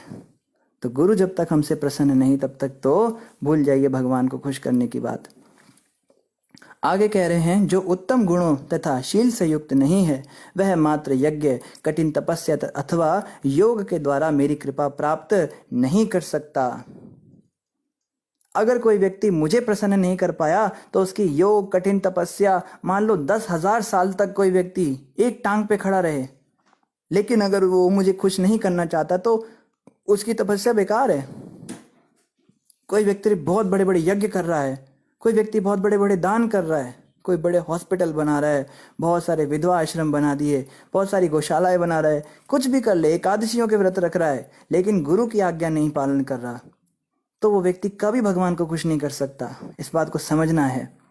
हमें जो भी करना है, हमें गुरु आज्ञा में रहकर करना है। गुरुदेव ने जितना कहा है बस उतना करना है। गुरुदेव कहते हैं कि तुम फुल टाइम हो जाओ, और हम कहें नहीं गुरुदेव, हमारे घर वाले हैं, हमारे संसार वाले हैं, दुनिया भर की बातें हम कहें। हम क्या भक्ति कर रहे हैं? हमने समर्पण किया ही नहीं गुरु को कभी। हमने अपनी इंद्रियों को ही समर्पण कर रखा है, हमने इन घर वालों को समर्पण कर रखा है जो अंत समय पे हमारे काम नहीं आने वाले। इन बातों को समझना है। सबसे बढ़कर जीवन में कोई होता है तो गुरुदेव होते हैं, क्योंकि गुरु जो हैं वो 84 लाख योनियों में नहीं मिलते। माता पिता भी बहुत श्रेष्ठ होते हैं, माता पिता भी बहुत इंपॉर्टेंट है हमारे जीवन में, लेकिन माता पिता तो 84 लाख योनियों में मिले हैं ना। इसके पहले जो मनुष्य जन्म था उसमें भी माता पिता मिले थे, उसके पहले वाले मनुष्य जन्म में भी माता पिता मिले थे, हर जन्म में माता पिता मिले, लेकिन मेरे जन्म जन्मांतर के चक्र तो कोई नहीं काट पाया। इसलिए गुरु का स्थान इनसे भी बढ़कर है, क्योंकि वही एक व्यक्ति है जो हमें जन्म मृत्यु के चक्कर से उबार सकते हैं, हमारा संसार चक्र जो है इसको खोल सकते हैं, जड़ चेतन ग्रंथि खोल देंगे। गुरुदेव हमें कृष्ण से मिला सकते हैं, उनमें सामर्थ्य है। इसीलिए गुरुदेव की जो वास्तविक पोजीशन है वो माता पिता से भी बढ़कर है। तो गुरु की प्रसन्नता सबसे जरूरी होनी चाहिए एक शिष्य के लिए। दीक्षा के समय पे क्या होता है? दीक्षा के समय पे नामकरण किया जाता है, नाम बदल दिया जाता है। क्यों बदला जाता है भाई? नाम इसलिए बदला जाता है कि अब जैसे हमारा पहले नाम ऋषभ था, ऋषभ मर चुका है, अब केवल रुद्रदास बचा है। एक नया जन्म होता है, नए जन्म के साथ नए माता पिता होते हैं। श्रुति हमारी माँ होती है और गुरु हमारे पिताजी बन जाते हैं। हमें इस बात को समझना चाहिए। फिर पिता गुरु हमें कृष्ण रूपी पति से हमारी शादी कराते हैं। तो गुरु से जब हमारी दीक्षा हो जाए, इसका मतलब अब हमारे पिता गुरु हैं, हमारा नाम बदल गया। और जिन्होंने दीक्षा ली है वो जानते हैं गोत्र भी बदल जाता है। दीक्षा के बाद सब कुछ बदल जाता है। बाल छिलाने होते हैं, सेम टू सेम वही सब प्रक्रिया होती है जो जन्म के बाद होती है, वही सब संस्कार होते हैं। तो जब हमने दीक्षा ही ले ली, जन्म ही ले लिया दोबारा, तो पुराने वाले लोग कहाँ से वापस आ गए भाई? समर्पण तो हुआ ही नहीं। दीक्षा के नाम पे हम क्या मजाक कर रहे हैं? हम कहते हैं हम उन गुरु से दीक्षित है, वो हमें भगवत प्राप्ति करा देंगे, वो हमें ले जाएंगे धाम में। धाम तो तब ले जाएंगे ना जब वास्तव में हमने उनसे दीक्षा ली होगी। दीक्षा तो हमने ले रखी है, पर मन से दीक्षा ले रखी है। मन जैसे जैसे कहता है बिल्कुल आज्ञाकारी दास की तरह उसकी सेवा करते हैं। मनमुखी हो रखे हैं। मनमुखी जो होते हैं वो नरक भरते हैं, और जो गुरुमुखी होते हैं वो भगवत प्राप्ति करते हैं। इस बात को हमें समझना है। आगे भगवान कह रहे हैं, किंतु जो समस्त परिस्थितियों में समभाव बनाए रखता है, मैं उसके अंतःकरण में सदैव संतुलित रहता हूँ। जो हर परिस्थिति में मेरी भक्ति नहीं छोड़ता, कुछ भी हो जाए, घर वाले कुछ भी समस्या कर दें, इंद्रियां पागल कर दें, कामी हो जाए, कभी कभी काम वासना बहुत हावी हो जाती है, कभी क्रोध बहुत हावी हो जाता है, कभी लोभ बड़ा हावी हो जाता है, कभी ईर्ष्या बहुत ज़्यादा आ जाती है, गंदगियां है ना ये सब, मगर किसी भी स्थिति में मेरी भक्ति ना छोड़े, नाम जपता रहे बस, हरे कृष्ण कृष्ण कृष्ण हरे हरे, हरे राम राम राम हरे हरे, मुझे पुकारता रहे, मुझे ना छोड़े, चाहे कोई पाप कर्म भी कर दे, कितना भी घिनौने से घिनौना काम करके आ जाए, लेकिन मुझे ना छोड़े, मेरी भक्ति ना छोड़े। ऐसे भक्त को क्या करता हूँ, उसके हृदय में मैं हमेशा संतुलित रूप से रहता हूँ, उसके अंतःकरण में रहता हूँ। परीक्षाएं तो होती है ना जीवन में, बिना परीक्षाओं के तो स्कूल में भी कोई पास नहीं होता, तो भक्ति के रास्ते पे बहुत परीक्षाएं आएंगी। अभी तो कुछ देखा ही नहीं है हमने, भक्ति के रास्ते पे कितनी सारी कठिनाइयां आएंगी, बाधाएं उत्पन्न करेगा, मन करेगा, देवता तंग करेंगे, घर वाले तंग करेंगे, शरीर तंग करेगा, मन विचलित करेगा, और अनर्थ आएंगे, कभी काम, कभी क्रोध, कभी लोभ, ये सब अपनी अपनी बारी पे आएंगे। कभी कभी तो डाउट आ जाएगा गुरु पे ही, कभी तो शास्त्रों पे ही डाउट आ जाएगा, भगवान पे ही डाउट आ जाएगा, ये सब भी होगा। मगर हर परिस्थिति में अगर हम झेल गए और भक्ति में लगे रहे, तो भगवान कहते हैं ऐसे भक्त का मैं कभी साथ नहीं छोड़ूंगा। तो इस बात का हमें ध्यान रखना है, कुछ भी हो जाए, कितना भी कुकर्म कर दें, बुरे से बुरा कृत्य कर दें, कितना भी हम 4 नियम भी टूट जाए, 16 माला भी छूट जाए, एकादशी भी रह जाए, सुबह उठना भी खत्म हो जाए, ब्रह्मचर्य का भी खंडन हो जाए, कुछ भी हो जाए, मगर किसी भी हाल में मुझे नाम जप नहीं छोड़ना, गुरु का आश्रय नहीं छोड़ना, गुरु की शरण नहीं छोड़नी, उनका बताया मार्ग नहीं छोड़ना, मुझे भक्ति में लगे रहना है बस। भक्तों का संग नहीं छोड़ना, भक्तों के साथ में उठता बैठता रहूं, भक्तों से दूर ना हो जाऊं। माया की ना बड़ी चाल होती है कि तू कितना गंदा व्यक्ति है, देख तू कैसे गंदे गंदे काम करता है, तू भक्तों के साथ भी जाता है, उन भक्तों के साथ जाना बंद कर दे, अब तू सत्संग जाना बंद कर दे, तू उसके लायक ही नहीं है। तो क्या सत्संग जाना बंद करने से मैं लायक हो जाऊंगा? देखो कैसे बेवकूफ़ बनाता है मन, धीरे धीरे भक्तों के अंदर दोष देखता है, देखो वो भक्त ऐसा है, वो वैसा है, झगड़ा कर उनके साथ, उनमें दोष देख, निंदा कर उनकी, उनसे दूर हो जा, उनके पास जाने से अच्छा तो, उनसे अच्छे तो बाहर के लोग हैं, कम से कम ये काम तो नहीं करते जो वो करते हैं, ऐसे ऐसे बोलेगा मन, भक्तों से दूर कर देगा हमको। और जैसे ही भक्तों से दूर हुए नहीं, माया तो तैयारी बैठी है, भक्तों से आप थोड़ा सा दूर होके आइए, लक्ष्मण रेखा पार करके सीता जी बाहर आइए और रावण तुरंत पकड़ लेता है। ऐसे ही हो जाता है हमारे साथ, भक्तों से थोड़ा दूर होते नहीं है। आप सभी का ये एक्सपीरियंस रहा होगा, आपका पता नहीं, मेरा तो कई बार रहा है। जब भी भक्तों से दूर होता हूँ, भक्तों के संग से दूर होता हूँ, तुरंत माया पकड़ लेती है, तुरंत गंदे गंदे काम शुरू हो जाते हैं, पुरानी हरकतें, पुरानी आदतें, पुराने दोस्त, सब शुरू हो जाता है। तो भक्तों का संग बहुत जरूरी है, भागवत श्रवण बहुत जरूरी है, ये हरे कृष्ण का जप बहुत जरूरी है, एक भी दिन नहीं छोड़ना। तो जो माता वो कह रही थी कि मैं कभी कभी जप करती हूँ, ये चलेगा ही नहीं। आप अगर कभी कभी जप करोगे तो फिर बाकी समय क्या करोगे? बाकी समय ऑटोमेटिक आप पाप कर्म करोगे। आप ये नहीं कह सकते कि मैं पाप नहीं करती हूँ, आप झूठ बोल रहे हो। अगर आप जप नहीं कर रहे हो तो आप पाप कर्म करोगे ही करोगे, कोई ना कोई पाप तो करोगे। इसीलिए रोज जप करना है, डेली नाम जप करना है, डेली कथा सुननी है, डेली हमें मंगल आरती करनी है, डेली वाली चीजें हैं। कभी कभी वाले लोग जो हैं वो चलता नहीं है। तो इस प्रकार से भगवान ने ये सारी बातें पृथु महाराज को बताई। इसके बाद में मैत्रेय जी कह रहे हैं, मैत्रेय उवाच, महान संत मैत्रेय ने आगे कहा, हे विदुर, इस प्रकार समस्त विश्व के जीतने वाले महाराज पृथु ने भगवान के आदेशों को शिरोधार्य किया। तो पृथु महाराज ने भगवान विष्णु की इन सब बातों को सुना और उनको शिरोधार्य किया। उसके बाद क्या किया ये हम कल पढ़ेंगे, समय लगभग पूरा हो चुका है। तो इन्हीं शब्दों के साथ आप सभी भक्तों का धन्यवाद। किसी भक्त का कोई प्रश्न हो तो आप कमेंट पर अपना प्रश्न डाल सकते हैं। तो जिन भी भक्तों ने हरे कृष्णा और दंडवत प्रणाम कहा है, आप सभी को हमारी ओर से हरे कृष्णा और दंडवत प्रणाम। आज लोहड़ी का फेस्टिवल भी है, आप सभी भक्तों को लोहड़ी की भी हार्दिक बधाइयाँ। पंजाब में ज़्यादा मनाया जाता है ये, तो यहाँ पे जितने भी भक्त सुन रहे हैं आप सबको विशेष रूप से हार्दिक बधाई। एकता माता भी लोहड़ी की शुभकामनाएं दे रही हैं, धन्यवाद माता जी। और शर्मा जी कह रहे राम राम प्रभु जी, तो आप तो शर्मा जी हैं, तो धन्यवाद आपका प्रभु जी या माता जी जो भी आप हैं।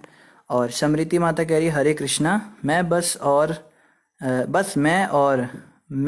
मेरे भगवान, बाकी दुनिया से मेरा कोई लेना देना नहीं। क्या ये थिंकिंग सही है? समृति माता, जब हम कहते हैं मैं और मेरा भगवान, तो भगवान के अंदर सारा दुनिया आ ही गया। भगवान के हृदय के अंदर सारा संसार है ना, भगवान के पेट के अंदर। नमस्तेस्तु दाम्ने स्फुरद्दीप्ति धाम्ने त्वदीयोदरायाथ विश्वस्य धाम्ने। त्वदीयोदरायाथ विश्वस्य धाम्ने। हे प्रभु, आपकी उस रस्सी को प्रणाम है जो सारे विश्व को धारण करने वाले आपके पेट को बांध गई। तो भगवान के अंदर सारा संसार ही आ गया। तो या जैसे हमने विराट रूप में भी देखा, तो प्रभुपाद जी कहते हैं, the person who will love God he will love everyone. वो तो एक चींटी को भी मारना नहीं चाहेगा जो कृष्ण से प्रेम करने लगेगा, बस मैं और मेरा भगवान। तो भगवान का मतलब होता है वसुधैव कुटुंबकम, भगवान की सारी संतानें उसके अंदर आ जाएंगी। प्रेम मैत्री सबसे रखनी है, लेकिन अटैचमेंट किसी से नहीं रखना। ये नहीं कि भगवान के अंदर तो फिर मेरा पति भी आ गया तो मैं अपने पति से प्यार करने लग जाती हूँ, भगवान के अंदर तो मेरे बच्चे भी आ गए तो मैं अपने बच्चों के लिए सोचने लग जाती हूँ। ये थिंकिंग गलत हो जाएगी। भगवान का मतलब होता है रिस्पेक्ट एवरीवन, ठीक है, रिस्पेक्ट सबकी करनी है। एसोसिएट विद लेस, संग किसी किसी का करना है। एंड फॉलो ओनली वन, बात केवल एक ही व्यक्ति की सुननी है, ऐसा होना चाहिए कि रिस्पेक्ट हम सबकी करें, आदर सत्कार सबका करें, और मिलना जुलना कुछ ही लोगों के बीच में रखें। और जो फॉलोइंग है, जो आज्ञा पालन है, वो केवल गुरुदेव की करें। वो शिक्षा गुरु भी हो सकते हैं, दीक्षा गुरु भी हो सकते हैं, जैसे भी है, या फिर शास्त्र हो सकते हैं, भगवान हो सकते हैं, बस उनकी आज्ञा पालन करें। ये जो है ये परफेक्ट कॉम्बिनेशन है जीवन जीने के लिए। ऐसा ये थिंकिंग सही है। और माता आगे पूछ रही है, how to stop over thinking about every situation, serious और नॉन सीरियस। समृति माता, ओवर थिंकिंग उस व्यक्ति को आती है जो व्यक्ति इम्पॉर्टेंट टॉपिक्स को सोचता नहीं है। कहते हैं ना कि अगर बर्तन के अंदर गंदगी भरोगे तो उसमें अच्छी चीज़ आ ही नहीं पाएगी, और उसके अंदर अच्छी चीज़ डालोगे तो गंदगी डालने का मन ही नहीं करेगा। जब दिन भर हम कृष्ण चिंतन करेंगे तो ओवर थिंकिंग होगी नहीं। हम टाइम वेस्ट बहुत ज़्यादा करते हैं। मैं आपको बताऊं, जब भी हम खाली बैठे होते हैं ना, तो खाली दिमाग शैतान का घर सोचता रहता है, कुछ ना कुछ सोचता रहेगा। कल ऐसा हुआ, परसों ऐसा हुआ, उसको ऐसा नहीं करना चाहिए था, उन्होंने मुझे ऐसा क्यों बोल दिया, वहाँ पे मेरे साथ ऐसा क्यों हो गया, काश ऐसे हो गया होता, काश 10 साल पहले मैंने वो कर लिया होता तो आज मैं यहाँ होती, आज मेरे पास वो होता। ये सब दिमाग का काम है, सोचना। और ये सब सोचने से कुछ नहीं होने वाला, क्योंकि पास्ट में जो हो चुका है वो बदला तो जा नहीं सकता। तो उसके बारे में सोच सोच के कुछ होता है नहीं, बस ये खाली दिमाग के, मन का एक कार्य है। संकल्प और विकल्प और आत्मचिंतन, 3 काम होते हैं मन के। तो संकल्प और विकल्प में यही करता है, ये नए नए संकल्प करेगा। पहले तो विकल्प, ऐसा हो गया होता, वैसा हो गया होता। दूसरा इसका क्या बीमारी, फ्यूचर के लिए सोचेगा, ऐसा कर लेंगे, वैसा कर लेंगे, अब से हम ये, अब तो मैंने उससे बात ही नहीं करनी, अब तो मैंने यही करना है, अब से तो मैंने इतने बजे उठना है, अब मैं वहाँ जाऊँगी, ये करूँगी, वो 10 साल के बाद ऐसा हो जाएगा, इतने पैसा आ जाएगा, दुनिया भर की बातें सोचता रहेगा। तो ना फ्यूचर पे हमारा कंट्रोल है, ना पास्ट पे हमारा कंट्रोल है। लेकिन मन जो है ये हमें इन्हीं दोनों में घुमाता रहता है। अभी जो मेरा समय है ये वेस्ट हो रहा है, ये देख नहीं पाते। तो माता, इसका यही तरीका है, हम अपने समय को भजन में लगाएं। माला हमारे हाथ में हो या ना हो, मुझे हर समय हरे कृष्ण बोलने की आदत डालनी है। गुरु महाराज ने मुझे ये तरीका बताया था, मैंने उनसे प्रश्न किया था। महाराज जी कहते हैं, मन को खाली नहीं छोड़ना, मन को खाली छोड़ोगे तो खा जाएगा। तो माला हो या ना हो, हरे कृष्णा बोलते रहिए।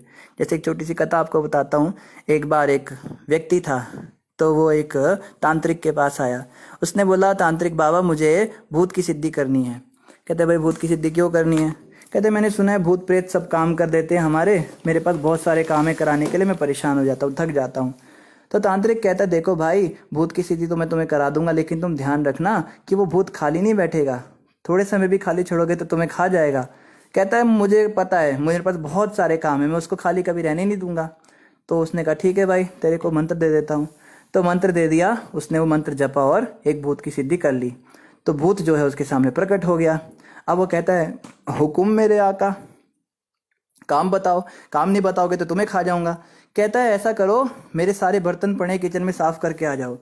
अब वो तो भूत है, वो तुरंत गया और 1 मिनट से भी कम समय में वापस भी आ गया। तो उसने कहा, अच्छे से साफ किए हैं? तो आप देख लीजिए जाके। देख रहा है, बिल्कुल चमचम चमक रहे सारे। कहता है, अच्छा मेरे घर की सफाई कर दो। वो गया और तुरंत जो है वो भी करके आ गया 1-2 मिनट के अंदर। कहता है, काम बताओ नहीं तो तुम्हें खा जाऊंगा।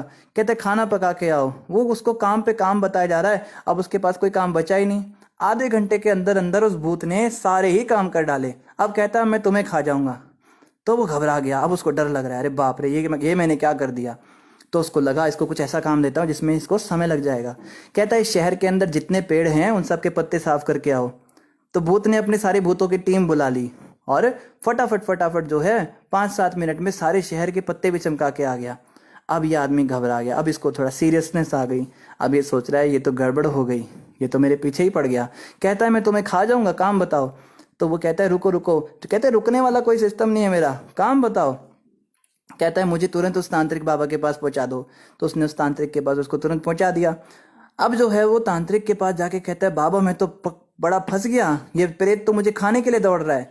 कहता है मैंने तो पहले ही कहा था तुमको, भूत की सिद्धि कर रहे हो मगर ये खा जाएगा। कहता है अब इसका इलाज भी तो बताओ।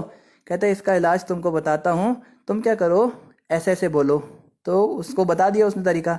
तो इसने उस भूत को कहा भाई देखो तुम एक जंगल में जाके एक बैम्बू ढूंढ के लाओ, एक ऐसा बैम्बू का जो वो होता है ना, बांस की लकड़ी होती है, एक ऐसा बांस ढूंढ के लाओ जिसमें 108 गांठें हो। तो वो तो प्रेत था, उसको क्या था, वो गया जंगल में और लेकर आ गया 108 गांठों वाला बांस की डंडी लेकर आ गया। कहता इसको धरती में गाड़ो। उसने गाड़ दिया। कहता अब इसके ऊपर चढ़ो। वो चढ़ गया। कहता अब नीचे उतरो। फिर नीचे उतरा। फिर कहता फिर चढ़ो, फिर उतरो। कहता ऐसे ही करते रहो। तो भूत समझ गया कि इसको तांत्रिक ने टेक्निक बता दी, वो चढ़ रहा है उतर रहा है। अब इस आदमी को जब भी कोई काम हो तो बोले भूत वो काम कर दो, करवा के काम, फिर कहे अच्छा वापस जाओ बैम्बू पे जाओ।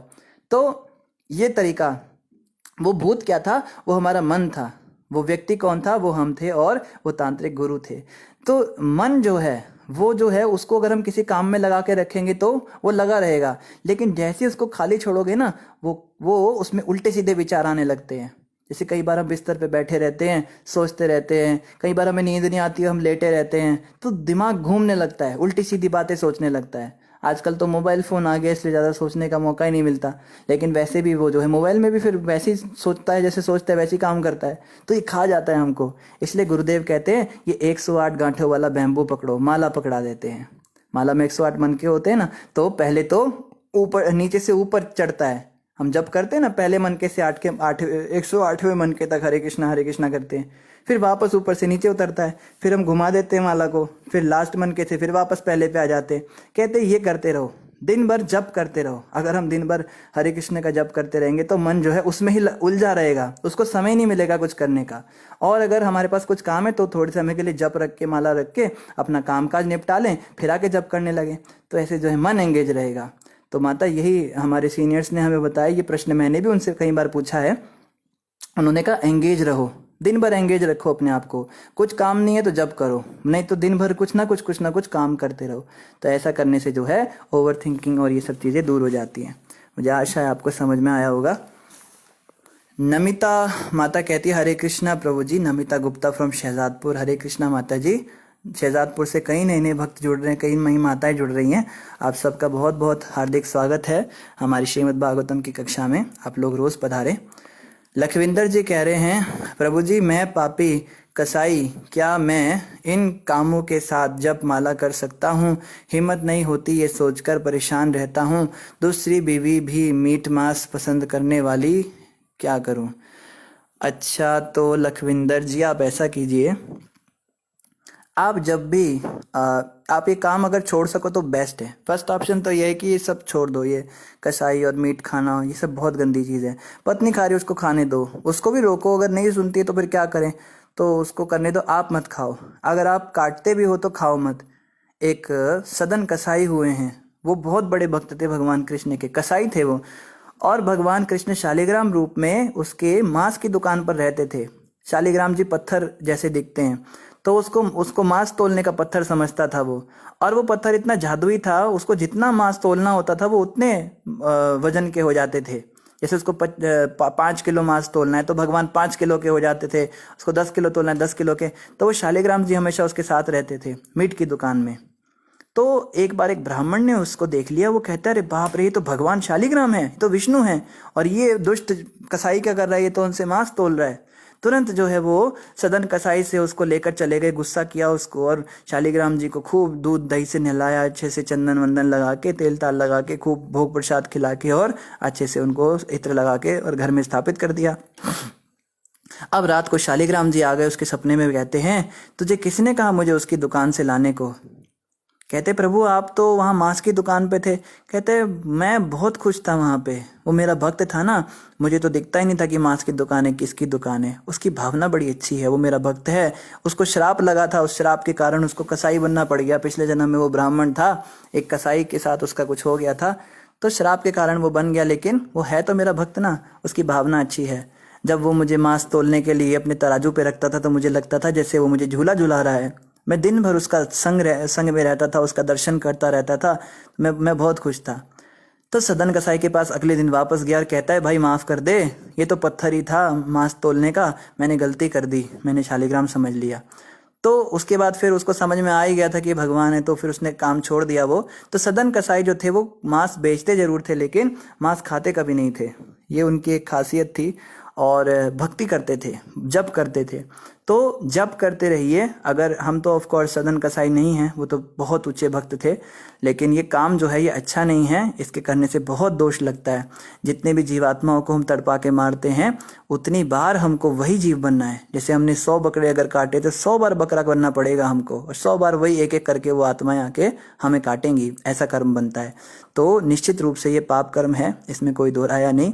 आप जप कीजिए, हरे कृष्ण मंत्र का जप कोई भी कर सकता है, कोई शराबी हो, कबाबी हो, कसाई हो, उस ईसाई हो, कुछ भी हो, कोई भी व्यक्ति इस महामंत्र का जप कर सकता है। इसके लिए कोई नियम नहीं है, कोई रिस्ट्रिक्शन नहीं है।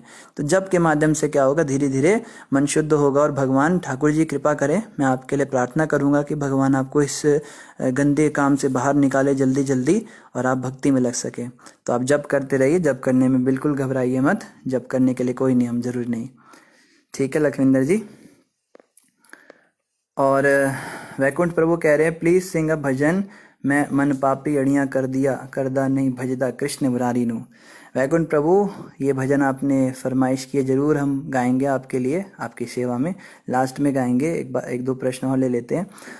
लखविंदर जी कह रहे हैं आपका मार्गदर्शन होता है तो खुद को ध्यान समझते हैं, धन्य समझते हैं। धन्यवाद लखविंदर जी, आप जुड़े रहिए, कोई समस्या नहीं है, धीरे धीरे सब ठीक हो जाएगा। आपको लोहड़ी की शुभकामनाएं, आपको भी बहुत बहुत लोहड़ी और मकर संक्रांति की शुभकामनाएं। आप सभी को, कल मकर संक्रांति भी है, उसकी भी आप सभी भक्तों को हार्दिक हार्दिक शुभकामनाएं। अंकित मौर्य जी कह रहे हरे कृष्णा, दंडवत प्रणाम जी, मकर संक्रांति की शुभकामनाएं। आपको भी शुभकामनाएं प्रभु। दिशी माता कह रही है बात कभी सेल्फ रिस्पेक्ट की हो तो प्रभु जी। दिशी माता आपने कब ये कमेंट किया है, आपको दोबारा से प्रश्न करना पड़ेगा पूरा। बात कभी सेल्फ रिस्पेक्ट की हो तो आप किस विषय में कह रहे हैं, आप कृपया करके दोबारा से प्रश्न कर सकते हैं। और ठीक है, इसके अलावा सब हैप्पी लोहड़ी कह रहे हैं। और निधि माता ने बोला जय राधा माधव भी रह गया है, माता आपका जय राधा माधव भी गाएंगे। सत्यनारायण प्रभु कह रहे हैं हरे कृष्णा प्रभु जी, दंडवत, such a great lecture by you. Satyanarayan Prabhu, ये सब सत्यनारायण भगवान की कृपा से ही होता है। तो लेक्चर हम कौन देने वाले हैं, हमें गुरुदेव और प्रभुपाद जी और भगवान कृष्ण कृपा करके माध्यम बना रहे हैं। जैसे बंसरी की तरह वो बजाते हैं हमको, सब कहते हैं बंसरी में तान है, मगर तान तो भगवान के मुख से ही आती है ना, तो उनकी कृपा से सब हो रहा है। ठीक है, तो लास्ट में हम दोनों भजन गा लेते हैं। पहले हम मन पापी अड़ियाँ गा देते हैं वैकुंठ प्रभु का। मन पापी अड़ियाँ करदा नहीं जपदा कृष्ण मुरारी नु। मन पापी अड़ियाँ करदा नहीं जपदा कृष्ण मुरारी नु। जिथे होवे कथा वार्ता उथे पैर न पांदा। जिथे होवे निंदा चुगली दौड़ दौड़ के जांदा। मैं कई बार समझाया तू छड़ दे लंबरदारी नु। मन पापी अड़ियाँ करदा नहीं जपदा कृष्ण मुरारी नु। तिया पुत्तर बड़े लाडले घोटे घोटे गल लांदा। मोह माया दी काई विच फस के नित दिन झोटा खांदा। दिन रात मेरा सिर खांदा नहीं छड़दा दुरियादारी नु। मन पापी अड़ियाँ करदा नहीं जपदा कृष्ण मुरारी नु। जे मैं जानदा कोई ना मेरा प्रभु संग प्रीत लगांदा। कथा वार्ता नित्य में जानदा, हरि चरना चित लांदा। आगे की लाइन भूल गए हम। हरि चरना चित लांदा, दिन रात प्रभु दे गुण गांदा। नयो चुगदा गठड़ी भारी नू, मन पापी अणिया करदा नहीं, जपदा कृष्ण मुरारी नू। धन्यवाद वैकुंठ प्रभु। माता जी आपका भी भजन रहता है। जय राधा माधव कुंज बिहारी, गोपी जन वल्लभा गिरिवर धारी। जशोदा नंदन ब्रज जन रंजन, जमुना तीरा वनचारी। जय राधा माधव कुंज बिहारी, जय राधा माधव कुंज बिहारी। हरे कृष्णा कृष्णा कृष्णा हरे हरे, हरे राम राम राम हरे हरे। ठीक है जी, आप दोनों का धन्यवाद। अच्छा, लखविंदर जी ने एक और बात बीच में बोली है। ऋषि माता आप भी अपना क्वेश्चन दोबारा पुट कर सकते हो। लखविंदर जी कहते हैं हमारे धर्म में इतना कुछ है कि मरण और जन्म में लोग परेशान होकर, कोई साहिब बंदगी, कोई राधा स्वामी, तो कोई कुछ तो कोई क्या करें, बाकी पंडित टेंशन में डाल देते हैं, क्या करें। लखविंदर जी, हमें बस खाली वो मानना है जो भगवान ने कहा। जो पंथ, जो धर्म भगवान को नहीं मानते, जो गुरु को ही भगवान बता देते हैं और भगवान देवी देवताओं के पास जाने से रोकते हैं, वो तो नास्तिकवादी है ना। आपने जिनका नाम लिया, यहाँ पे क्या होता है, इनके यहाँ पे भगवान का कोई वो ही नहीं है। अगर भगवान को मानते हैं तो कहते निराकार है, उसका रूप नहीं, और या तो कह देते बस हमारे गुरु ही हैं, भगवान है ही नहीं। देवी देवताओं को मानना नहीं, किसी मंदिर में जाना नहीं, किसी यज्ञ में पार्टिसिपेट नहीं करना, किसी साधु को भोजन नहीं कराना, ये नियम ये दे रहे हैं, तो ये हिंदू कैसे हुए बताइए। हिंदू धर्म तो रहा ही नहीं ना। हिंदू शास्त्र मतलब वैदिक सनातन धर्म, जो वेद शास्त्रों के अनुसार बात करे। जो शास्त्रों को ही नहीं मानते, अपने ही शास्त्र बना के बैठे हैं, तो ऐसे पंडितों की बात क्या सुननी। कोई पंडित अगर कभी भी कोई बात कहे आपको, मान लो कोई पंडित कहे भाई ऐसे किया करो, तो उसको तुरंत प्रश्न करना चाहिए, आप कौन से शास्त्र से बता रहे हैं, आप ये बताइए। पंडित मतलब जो शास्त्रों से बात करे। अगर आप शास्त्रों से बता रहे तो कौन से शास्त्र में लिखा है बताइए। अगर वो बता दे कौन से शास्त्र में लिखा है तो हमें बताइए, हम उसको सीधा करते हैं। किस शास्त्र में ऐसा लिखा है कि भगवान को मत मानो, देवी देवताओं को मत मानो, और किसी मंदिर में मत जाओ और भंडारा मत खिलाओ, ये सब कहाँ लिखा है। तो ये सब जो है कलयुग की सरकारें हैं, ये सब कलयुग के नए नए ड्रामे हैं, ये कलयुग के पंथ हैं, ये कोई वास्तविक सनातन हिंदू धर्म है ही नहीं। तो हमें बहुत ज़्यादा सावधान रहना है ऐसे लोगों से, जो हिंदू धर्म, सनातन धर्म के नाम पे हमें वेद शास्त्रों से भटकी हुई बातें करते हैं। जो शास्त्रों के अनुसार ही बात नहीं करता, उस व्यक्ति की तो बात ही क्यों सुननी है ना। तो अगर वो कहे भाई शास्त्रों में तो नहीं लिखा, मगर मैं ऐसा कह रहा हूँ, तो भाई तू कौन आ गया, तू है कौन, तेरी क्या स्थिति है, क्या औकात है तेरी भाई। कृष्ण भगवान की बात गीता में ना मान के मैं तेरी मन की सनक को मानूं, तेरी मन गढ़ंत बातों को मानूं, इतना पागल कुत्ते ने तो मुझे काटा नहीं है। ऐसे पंडितों को छोड़ दीजिए, आप छोड़िए, वो तो नरक ही भरेंगे जो शास्त्रों के अनुसार बात नहीं कर रहे। हाँ, शास्त्रों के अनुसार बात करें तो कुछ बात है, तो फिर हम बात कर सकते हैं। तो शास्त्रों में तो ये लिखा है ना, भगवान विष्णु की भक्ति करो, भगवान हरि की भक्ति करो, राम नारायण की भक्ति करो और तर जाओ, संसार से पार हो जाओ। जैसे हम कुछ भी बात बताते हैं तो हम शास्त्रों से ही तो बताते हैं, श्लोक के हिसाब से बताते हैं। प्रभुपाद जी ने जो भी बातें बताई शास्त्रों से बताई, हमारे गुरुदेव जो बताते हैं शास्त्रों से बताते हैं। भागवत में भगवान कृष्ण भी जब कोई बात करते हैं तो वो भी शास्त्रों का रेफरेंस देते हैं। तो जो शास्त्रों को ही नहीं मानता वो तो नास्तिक है, वो हिंदू कहाँ है। तो ऐसे लोगों को छोड़ दीजिए लखविंदर जी, इनको नरक में जाने दीजिए। और इनके अलावा एकता माता कह रही है, प्रभु जी कल मेरा अवगुण भरिया शरीर भजन सुना दीजिएगा। माता कल आपको लिखना पड़ेगा कमेंट में, तो याद आ जाएगा, अभी ऐसे तो याद रहेगा नहीं, तो कल ही आप बोल दीजिएगा तो सुना देंगे ज़रूर। ठीक है, इन्हीं शब्दों के साथ आप सभी का धन्यवाद। बोलो ग्रंथराज श्रीमद् भागवतम महापुराण की जय, जगत गुरु शिला प्रभुपाद की जय, गौर भक्त वृंद की जय, श्री गुरु महाराज की जय। बोलो सत्यनारायण भगवान की जय, भूदेवी, लक्ष्मी देवी, श्री देवी, लीला देवी माता की जय। हरे कृष्ण।